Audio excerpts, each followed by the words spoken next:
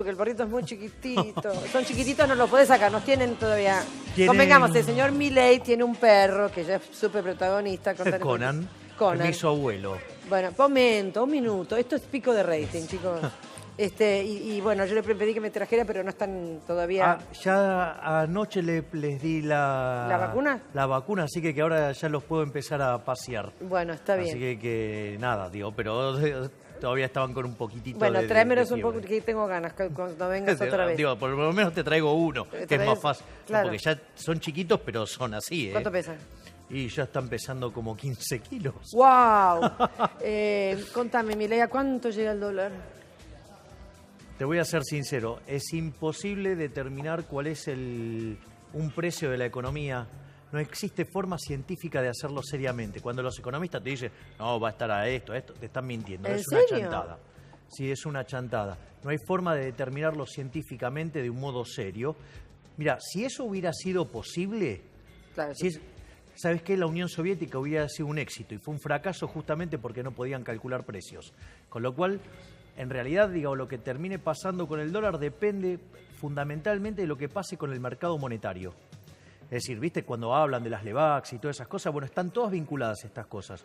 Cuando el Banco Central emite más dinero que el que la gente quiere tener, eso hace que pierda poder adquisitivo el dinero. Es decir, todos los bienes expresados en unidades monetarias suben. Y el dólar es un precio más. Y como es un activo financiero, pica primero. Entonces, ¿vos qué es lo que ves? Que salta el dólar de 17,5 a inicio del año te saltó a 30,5, ¿sí? Pero sí, y en el medio la tasa de interés del 27 la pasaste arriba del 50 y se perdieron 12.000 millones de dólares de reservas. O sea, una situación bastante compleja. Y eso lo ves en dónde, como contraparte, la aceleración inflacionaria.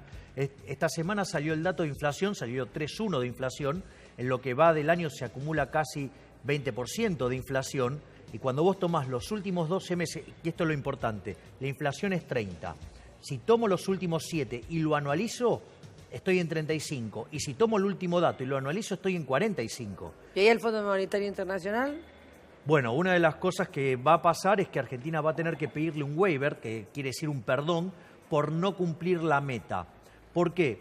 Porque la meta que está pactada... Ay, pero Milei, qué desastre. ¿Qué querés que te diga? No, yo sé, pero es un papelón, es todo un bochorno. Porque fíjate esto, para la meta techo que nos pone el Fondo Monetario Internacional de inflación es 32%. Sí, para este por año. Eso, ya lo vamos a para hacer. cumplirlo tendríamos que tener una inflación del 2% por mes, de acá a fin de año. ¿Sí? Esa inflación es la que tuvimos el año pasado, en la última parte del año. Y el año pasado tenías más fuerte el mercado monetario, o sea, había más demanda de dinero, ¿sí? O, por ejemplo, cuando fue el caso de cuando devaluó el kirchnerismo en el 2014, ¿sí? Pero tenía cepo, entonces, digamos, la gente no se podía escapar. Entonces, ¿qué quiere decir esto? Y ahora, además, devaluaste más. Me parece que cumplir la meta es bastante complicada y si la cumplimos, igual el año que viene también vamos a tener mucha inflación. Porque, digamos, tenés mucha inflación contenida. No te quiero, pero con estas noticias me partís todo tipo de esperanza. Pero entonces, ¿vamos a pedir el waiver? Sí, no, obviamente yo estoy convencido de que vamos a pedir un waiver. Yo creo que Argentina está redefiniendo el programa que pactó con el fondo. O sea, de hecho, el fondo le había dicho que no podía vender dólares y el otro día terminó vendiendo cerca de 800 millones de dólares. Ahora comenzó, son las 13:02, comenzó el paro de subtes. Por 1 hora van a parar los subtes. ¿A dónde vamos a parar? Mira, este año va a terminar de manera muy dura, porque cuando vos tenés que hacer un ajuste en un contexto de incertidumbre, de riesgo, de que la gente perdió la confianza, eso hace que no tengas el aumento de ahorro derivado de un ajuste, no tiene contrapartida de inversión.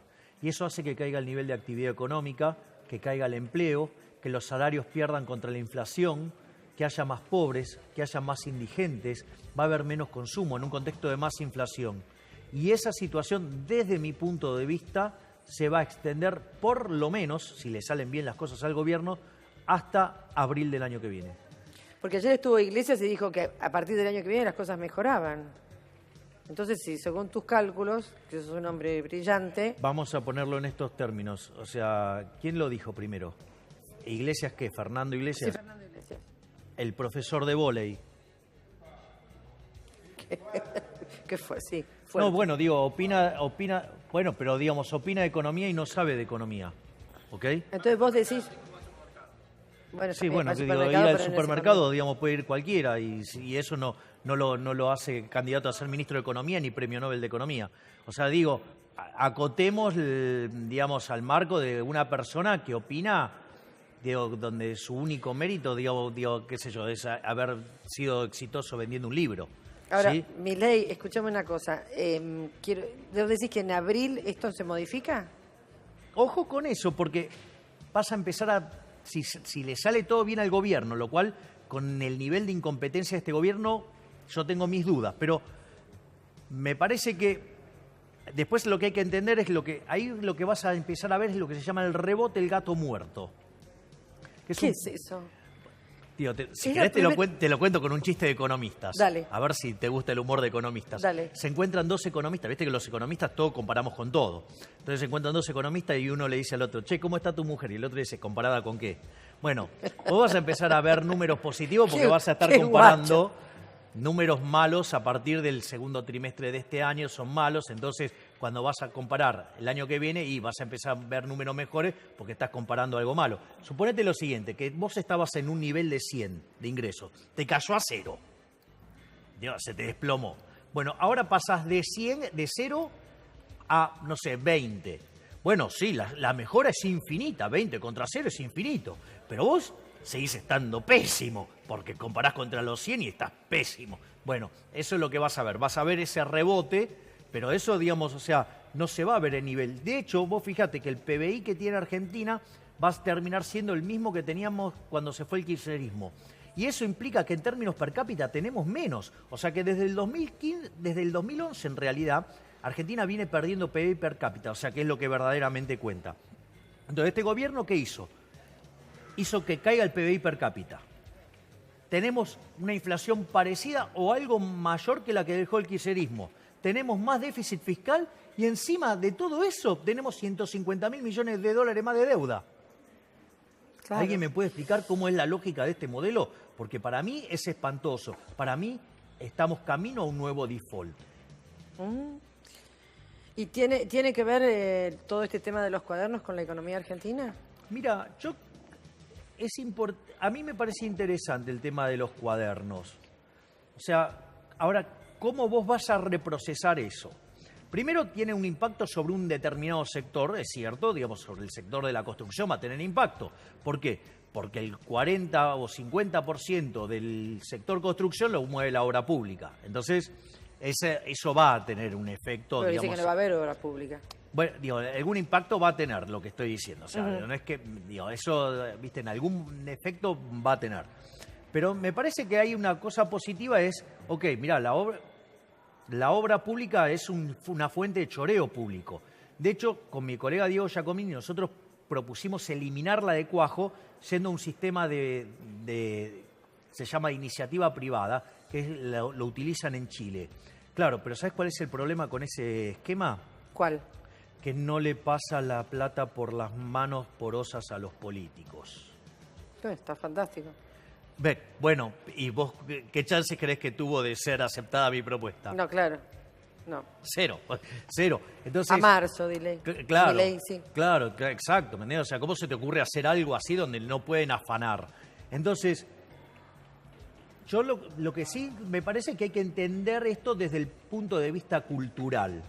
Digamos, de procesar esto en el buen sentido, porque la pregunta que yo te haría es, si no hubiera obra pública, ¿cuál es la chance de que haya coimas por obras públicas? No, claro, no hay Cero. Ninguna, cero. Ok, entonces el problema es la obra pública, el problema es el Estado. Lo que hay que entender que la génesis de la corrupción es el Estado. Bueno, pero en un Estado donde el sistema es corrupto... Perdón, Carlitos está... ¿Cómo te va, Javier? Buen día. ¿Qué tal? Yo lo que quería preguntarte es esta paradoja que mantiene el gobierno. Por un lado dice que no puede bajar la inflación, que era una de las metas que se puso el presidente Mauricio Macri cuando empezó el gobierno. Pero por otro lado, si aumenta tarifas, aumenta combustibles, aumenta el dólar, obviamente que no se va a poder parar la inflación. Entonces están en una encrucijada. O sea, ¿por qué si se sabe que la inflación es alta, se sigue aumentando todas estas variables? Está bueno el punto que hace Carlos, pero es que hay que entender la naturaleza de la inflación. La inflación es siempre y en todo lugar un fenómeno monetario y tiene que ver con la pérdida de poder adquisitivo del dinero. Sí. Vos durante la convertibilidad, las tarifas subían y no había inflación. Porque, suponete lo siguiente, yo te subo el precio de esta copa de agua, pero estás encabronada que la querés. Vas a gastar más acá, con lo cual gastás menos en otros bienes, entonces los otros precios bajan. Entonces, ¿qué era lo que pasaba en la convertibilidad? Entonces la inflación, no había inflación. ¿Por qué? Porque básicamente, como no emitías, lo que vos tenías es que si vos querías pagar más por esto, tenías que pagar menos por otro. El problema es que Argentina sigue emitiendo. O sea, cuando, por ejemplo, le viene el vencimiento de las LEVAX y no se las renuevan, tiró un montón de guita a la calle. Obviamente, ¿eso qué hizo? Hizo saltar el dólar. Es decir, porque está reflejando la pérdida de poder adquisitivo del dinero. Y hay una cuestión todavía muchísimo más grave que asociado a que además el gobierno sigue emitiendo porque le sigue girando plata al fisco, porque emite porque se les van las LEVAX y todas esas cosas. Que además la gente ya no quiere tener los pesos. Bueno, el argentino piensa en dólares, no piensa en pesos. Bien, exacto. Ese es el punto central. Entonces, vos sabés que hubo 2 episodios de fuerte, eso se llama caída de la demanda de dinero. Eso hubo 2 episodios muy fuertes en la Argentina. Hubo uno en el 59 y hubo uno en el 75. En el primero la inflación pasó de 20 a 120. En el segundo pasó de 30 a 180. Hoy las condiciones monetarias de Argentina podrían permitir que ello ocurra. Con lo cual, si el gobierno no adopta una posición responsable respecto al ajuste fiscal y respecto a la cuestión monetaria, no es descartable la posibilidad de un Rodrigazo. Entonces, lo que yo pido al gobierno es ¿volvemos al 2001? No, el 2001 no, porque es una característica distinta el caso del 2001, porque teníamos tipo de cambio fijo. ¿El Rodrigazo qué año fue? El Rodrigazo en el año 1975. 75, claro. O sea, en el gobierno de Isabel Perón. ¿Sí? Digamos que asume Celestino Rodrigo y blanquea todas las variables y se dispara la inflación. Ahora, Milei, si te llama Macri, ¿vos qué le decís? Lo primero que le diría es que no solo tiene que cambiar el organigrama, ¿sí? O sea, este monstruo que creó de 23 ministerios, sino que además tiene que... Bueno, ahora son 22 sino que además tiene que cambiar las caras. Es decir, vos... A ver, una cosa muy importante que se ha demostrado en la teoría económica y se validó en los hechos, es que cuando un programa de estabilización está hecho con gente con reputación y por ende es creíble, vos bajás rápido la tasa de inflación y no tiene costo en términos de actividad económica. ¿Quién es creíble para vos? Bueno, no los que están hoy. No los que están hoy. ¿Por qué no son creíbles? Porque Marcos Peña y todos los que están atrás, Quintana, Lopetegui y toda esa runfla que tenemos, son los mariscales del fracaso. Son los que propusieron este gradualismo, que nos quedamos sin financiamiento externo y nos llevó a tener que ir al Fondo Monetario Internacional. Irte al Fondo Monetario Internacional es como irte a la B. ¿Sí? Es totalmente deprimente. Claro, o sea, quiere decir que entonces vos no podés poner personas a hacer esto que no creen en esto. O sea, ok, vos quisiste hacer esto, te salió mal, te tenés que ir, digamos, porque le estás causando un daño enorme a la población. Porque aun cuando, suponete lo siguiente, viene Marcos Peña y dice, bueno, ahora voy a hacer el ajuste. ¿Le vas a creer? Si él no creía en el ajuste, ¿cómo? Si no cree él, ¿le vas a creer vos? ¿Me comprendés lo que te digo? Es como cuando decís, va Duhovne y dice, no, hay que invertir en Argentina. Y le dice, ¿vos dónde tenés invertida la plata? Afuera. Entonces... Eso fue de terror. Bueno, eso es parecido. Eso es de terror. Es más, y ahora te voy a decir algo peor. ¿Qué? Porque esto es peor todavía. Suponete lo siguiente. Se conoce públicamente que yo tengo una posición fuertemente crítica al gobierno y en especial al jefe de gabinete. ¿Sí? Ahora, y hoy está siendo muy cuestionado el jefe de gabinete por otra ala del gobierno que son Larreta y Vidal. ¿Querés que te diga algo peor? Si lo llegan a echar a Marcos Peña para que venga alguien del riñón de la Red Vidal, vamos a estar muchísimo peor. ¿Por qué? Porque son muchísimo más impresentables. ¿Sabés de qué lo acusan a Marcos Peña? De ortodoxo. O sea, el problema es que fue muy laxo. Imagínate que van a poner a alguien que es todavía más laxo que Marcos Peña, con lo cual sería un desastre. Con lo cual, yo digamos, la verdad que este gobierno, la verdad que tiene un talento fenomenal para quedarse con los pataduras. Toda la crisis que estás viendo hoy se generó el 28 de diciembre, que fue en el momento en el cual Marcos Peña, Duhovne y Caputo avanzaron contra el presidente del Banco Central. Le dinamitaron la reputación, lo hicieron no creíble, la inflación se te disparó el dólar, perdimos reserva, entramos en recesión, terminamos en el Fondo Monetario Internacional. Vos, ante ese contexto, tenés que premiar a uno y castigar a otro.